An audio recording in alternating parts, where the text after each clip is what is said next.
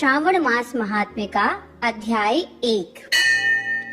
अनेकों ऋषियों की सभा में मुनिश्रेष्ठ शौनक ने श्री सूत जी से पूछा, हे महाभाग महामते, हे व्यास शिष्य सूत जी, अब तक आपके श्रीमुख से हमने अनेकों आख्यान सुनकर आनंद प्राप्त किया है, लेकिन फिर भी हमारे कानों की प्यास अभी बुझी नहीं और कुछ सुनने की इच्छा है।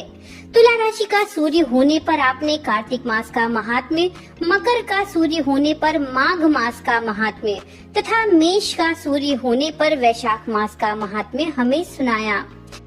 इन मासों के जो गुणधर्म हैं, उनको भी आपसे समझते रहे। अब इन मासों से भी उत्तम आपके अनुसार अगर कोई महीना परमेश्वर को प्रिय हो तो उसे भी विस्तार पूर्वक कहें। हमारे मन में उसको भी सुनने की बड़ी तीव्र लालसा है।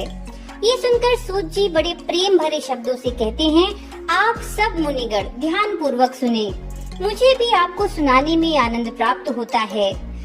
आप सर्वगुण संपन्न हैं, यानी अच्छे श्रोता के जो 12 गुण बताए गए हैं, यानी दम्भ रहित, आस्तिक, बौद्धिक, शठता रहित, परमात्मा में अटूट भक्ति, भगवत चर्चा सुनने की तीव्र इच्छा, नम्रता, ब्राह्मण भक्त, सुशील स्वभाव, धैर्य युक्त, पवित्र, तपस्वी तथा दोषारोपण रहित सभी गुण आप लोगों में हैं। इससे मैं प्रसन्न होकर परम तत्व की बात कहता हूँ।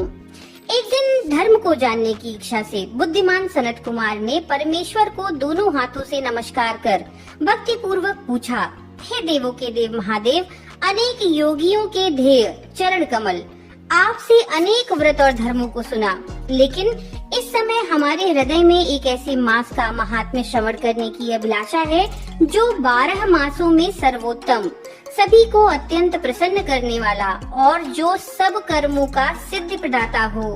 हे देव, जिस मास में कर्मों को करने से ही अनंत फल की प्राप्ति होती हो, संसार के कल्याण के लिए ऐसे मास के सभी धर्मों का वर्णन समझा कर करें। महादेव शिव ने सनत कुमार से कहा, हे ब्रह्मपुत्र सनत कुमार, आपकी सेवा तथा भक्ति से प्रसन्न होकर मैं एक अत्यंत गुप्त बात कहूँगा। 12 महीनों में श्रावण मास मुझे बहुत प्रिय है। पूर्णिमा को श्रवण नक्षत्र का योग हो जाने से ही इस मास का नाम श्रावण कहा गया, जो श्रवण मात्र से ही सिद्धि देने वाला है, इसलिए भी इसका नाम श्रावण है। इस मास के धर्मों की गणना करने के लिए भूमि पर कोई समर्थ नहीं।